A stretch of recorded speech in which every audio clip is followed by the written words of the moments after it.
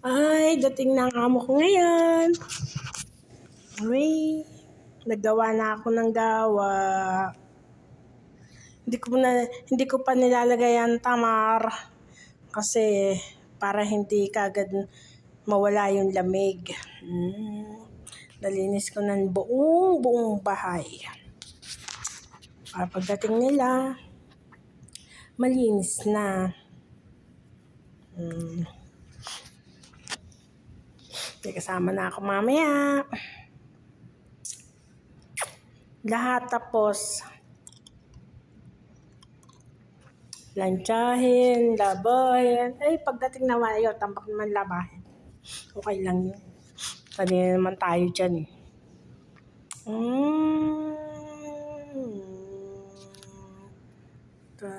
Kain tayo ng saging, mga friend.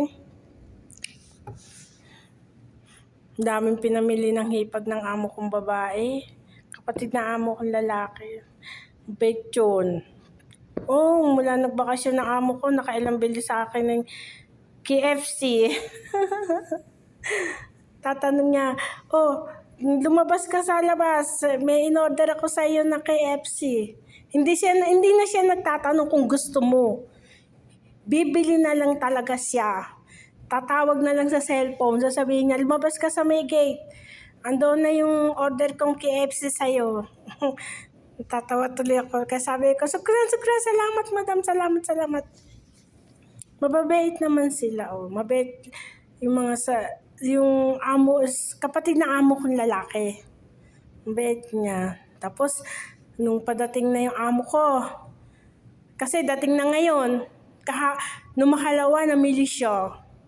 Mabait niya, pinamili niya yung amo ko, yung mga gamit, mga prutas, lahat.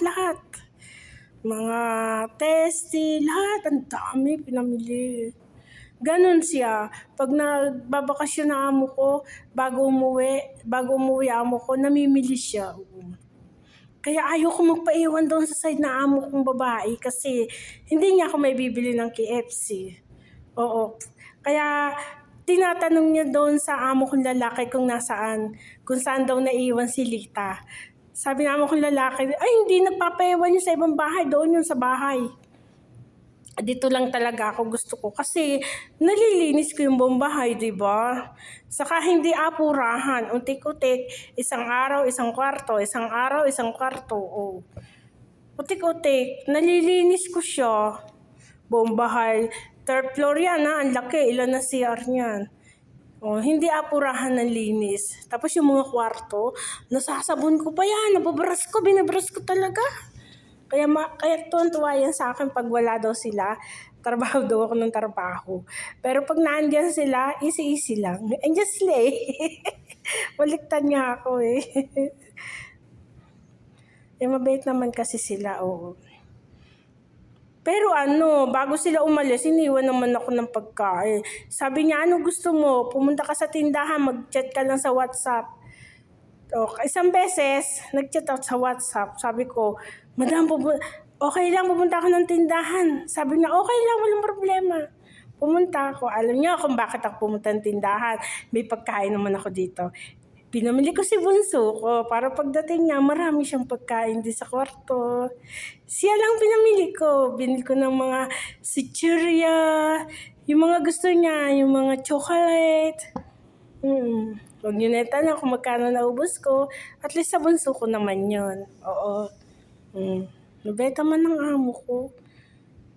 Kaya hindi alam na amo ko, yun ang pinamili ko. Tapos pag nakita ng amo ko na yun ang binili ko kay bunso, sabi niya, talagang gusto mong tumaba ang anak ko, no? Sabi niya gano'n. Siyempre, sabi ko, anak ko na rin yun eh. Sabi ko gano'n sa kanya. Tapos sabi ko, ano gusto mo?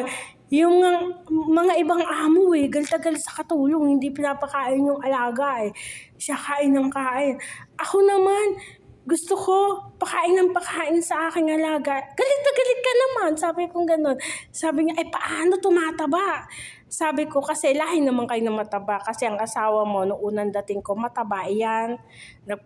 Nag-diet lang yan, sabi ko gano'n. Dating na nga mo ko. Sawa naman ako sa pasalubong. Pasalubong na labahin. Okay lang yun. Trabaho naman natin yan. Wala tayong magagawa. Ay, yela, bye-bye na mga friend.